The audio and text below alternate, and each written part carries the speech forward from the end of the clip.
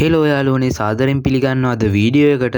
ඉතින් අද මම ඔයගොල්ලන්ට කියලා දෙන්නේ මෙන්න මේ වගේ සබන් කැටයක් ගෙදරදිම හදාගන්න විදිය. එහෙනම් වැඩි කතා නැතුව යන් අපි වීඩියෝ එකට.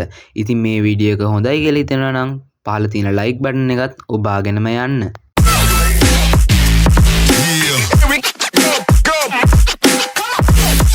හරි යාළුවනේ අපිට මේ සබන් කැටේ හදාගන්න ඕන වෙනවා කෝස්ටික් සෝඩා. ඉතින් ඔයගොල්ලෝ කෝස්ටික් සෝඩා කිව්වම බය වෙන්න එපා. මේ කෝස්ටික් සෝඩා ඕනම හાર્ඩ්වෙයාර් එකක ගන්න තියෙනවා. මම මෙතන ග්‍රෑම් 18ක් අරගත්තා. ඒත් එක්කම මම මෙතන පොල් තෙල් මිලිලීටර් 200කුත් ගත්තා. ඒත් එක්කම තව මම වතුර මිලිලීටර් 100කුත් ගත්තා. ඉතින් අපිට මේ අනුපාතයට ඕනම විදිහකට සබන් ගොඩක් වුණත් හදාගන්න පුළුවන්. ඉතින් මේ අනුපාතයටම ඕගොල්ලොත් ගන්න. හරි යාළුවනේ ඉතින් අපි ඊට පස්සේ කරන්න ඕනේ අපේ ගත්ත කෝස්ටික් සෝඩා ග්‍රෑම් 18 මෙන්න මේ විදිහට භාජනයකට දාලා අපි ගත්ත වතුර මිලිලීටර් 100 දාලා හොඳින් මෙන්න මේ විදිහට කලවම් කරගන්න ඕනේ. ඉතින් මතක තියාගන්න ඕනේ මේ වතුර මිලිලීටර් 100ට මේ කෝස්ටික් සෝඩා ග්‍රෑම් 18 හොඳට කලවම් වෙන්න ඕනේ. අඩියේ කැට ඉතුරු වෙන්නේ නැති විදිහට. ඉතින් මම මෙන්න මේ විදිහට විනාඩි 5ක් විතර හොඳට මේ කෝස්ටික් සෝඩා වතුරට දිය වෙනකන් කලවම් කරගන්නවා. හරි යාළුවනේ ඉතින් අපි ඊට පස්සේ කරන්න ඕනේ අපි හදාගත්ත කෝස්ටික් සෝඩා සාන්ද්‍රණයට මෙන්න මේ විදිහට අපි ගත්ත පොල් තෙල් මිලිලීටර් 200 මෙන්න මේ පේන විදිහට පොඩ දාලා කලවම් කරගන්න ඕනේ. ඉතින් මේ වැඩේ කරද්දිම ඕගොල්ලෝ මතක තියාගන්න ඕනේ අපි කෝස්ටික් සෝඩායකට පොල් තෙල් දාද්දි පොඩ දාලා කලවම් කරගන්න ඕනේ. මොකද එකපාරම කෝස්ටික් සෝඩායකට අපේ පොල් තෙල් ටික දැම්මොත් මේකේ කලවම් වෙන්නේ නැතුව අපි සබන් කැටේ හැදුවාම මේකේ වායු බුබුලු ඇති වෙන්න ඉඩ තියෙනවා. මොකද ඉතින් එහෙම වුණොත් අපේ සබන් කැටේ හරියට හැදෙන්නේ නැති වෙන්න ඉඩ තියෙනවා. හරි යාළුවනේ ඉතින් අපි ඊට පස්සේ මෙන්න මේ විදිහට අපි මං ගත්තා මෙතන කලරින් ටිකක්. ඉතින් අපි හදාගත්ත සාන්ද්‍රණයට මෙන්න මේ විදිහට අපේ කලරින් ටික එකතු කරගන්නවා. ඉතින් ඕගොල්ලොන්ට මේ සබන් කැටේ වෙනුවෙන් ඕනම පාටක් පාවිච්චි කරන්න පුළුවන්.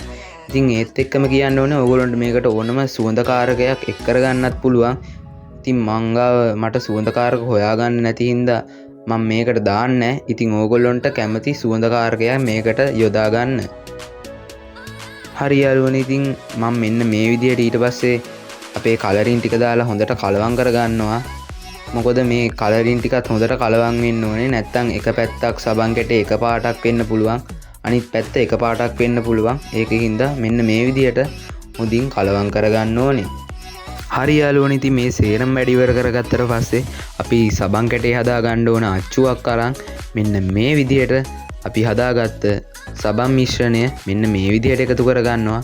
ඉතින් ඕගොල්ලෝ අච්චුවට දාන්න කලින් මතක තියාගන්න මේ අච්චුව වටේට පොල් තෙල් ටිකක් හරි ගාලා තියාගන්න. එතකොට අපි සබන් කැටේ ගලවනකොට ලේසි වෙන්න පුළුවන්. නැත්තම් අපිට සබන් කැටේ ගලව ගනිද්දි පොඩ්ඩක් අමාරු වෙන්න පුළුවන්. ඉතින් ඒකින්ද මතක ඇතුව අපි ගන්න අච්චුව වටේට පොල් තෙල් ටිකක් ගා ගන්න. හරි යාළුවනේ මේ තියෙන අපි සබන් කැටේ අච්චුවට දාලා පැය 5කට පස්සේ පේන විදිය. ඉතින් ඕගොල්ලොන්ට පේනවා ඇති සබන් කැටේ හොඳටම ගල් වෙලා අපි කඩෙන් ගන්න සබන් විදිහටම මේක ගල් වෙලක් තියෙනවා. ඉතින් යාළුවනේ ඕගොල්ලොන්ට පේන ඇති මේ සබන් කැටේ හොඳට පේන එනවා. ඉතින් මං නම් ඕගොල්ලොන්ට මේ සබන් කැටේ අනුමත කරන්නේ ඕගොල්ලොන්ගේ ගෙදර එදිනෙදා රෙදි හොදන්න වගේ දේවල් වලට. මොකද මේකේ කෝස්ටික් සෝඩා සාන්ද්‍රණය පොඩ්ඩක් වැඩි. ඔයගොල්ලෝ අතේ ගෑවොත් පොඩ්ඩක් සන්ලයිට් සබන් වගේ පොඩි සැරගතියක් එන්න පුළුවන්. ඔයගොල්ලන්ට කැමති නම් මේක ඇඟේ ගන්න උනත් පාවිච්චි කරන්න පුළුවන්. ඒ වුණාට මම නම් රෙකමන්ඩ් කරන්නේ මේක ඔයගොල්ලෝ ඇඳුම් සඳහා පාවිච්චි කරන්න කියලා.